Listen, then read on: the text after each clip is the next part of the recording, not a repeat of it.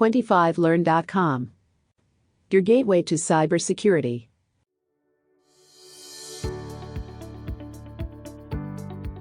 Business continuity management helps organization to minimize the likelihood, impact, and consequences of disasters and also helps organization to return to normal operation as fast as possible. Business continuity management is the combination of business continuity plan and disaster recovery plan.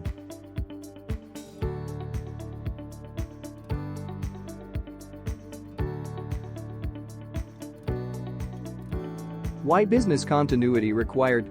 Business continuity is the need of every business, as it helps to keep the business running in critical and disaster situations. This resilience feature helps to build customer trust and bring more business. BCP is also required for the necessary compliance requirements set by government or respective industry bodies.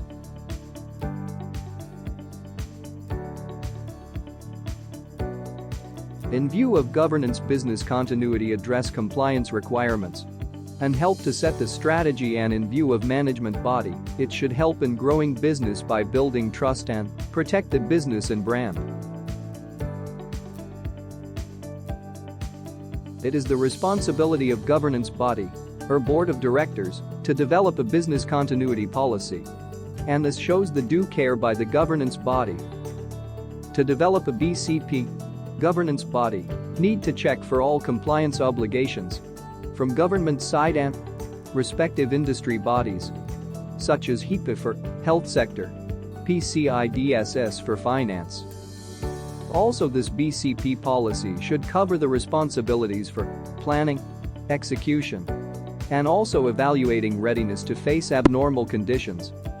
And this policy should also establish a routine review process of the BCP document to find any gaps or new changes in compliance requirements, etc. This policy document will set the direction for the management for resilience. This BCP document should ensure resilience. Resilience means to minimize the risk of disruptions and improve the response in event of disruptions. So it will ensure right people do right things at right times. The first phase in the development of a BCP is planning. This planning phase should plan for resilience, which should take into account the people, process, and system combination of these three only run the business and organization. This planning phase is done by the business leaders. In planning phase, we need to identify the organization priorities, define the resources for the business continuity management work, and same time ensure that this plan should handle events of disruption.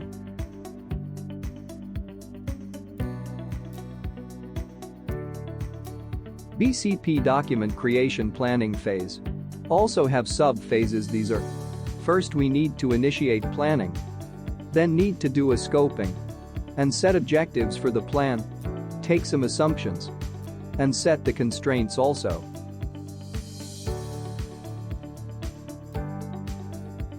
To initiate planning, the governance body need to take the decision on resilience, depending on the key drivers for the organizations. For private organization, the key driver is building customer trust to gain more business. But for a public organization, the delivery of service is the key driver force. Once organization decide to increase the resilience, now need to determine the scope of work. It's always better to limit the scope of the work, as it's not possible to have controls for all disruptive events. Also, scoping defines which disruptive events should be included in analysis and the resources to be devoted to the planning effort. Also, in scoping, the amount of time to be devoted to planning is also decided.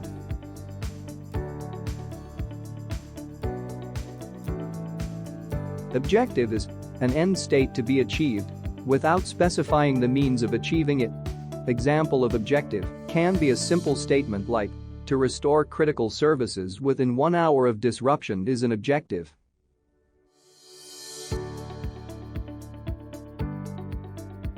Constraints can be for resources like budget, key personnel, and time. Constraints also covers the areas of specific attention. These areas will come from the acceptable risk criteria set by the management. Assumptions covers the statement believed to be true. These statements allow planning to continue. Example of assumption statement can be a situation that primary data center is not usable due to flooding. Assumptions will reduce uncertainty impact by doing assumptions of uncertainties and working to prove their validity.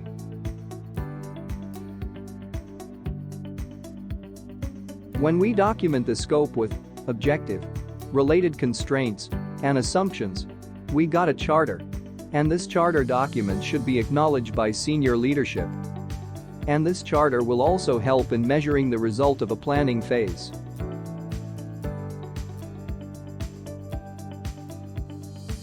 BCP planning phase require a team, and good planning team needs to be created for an efficient BCP document.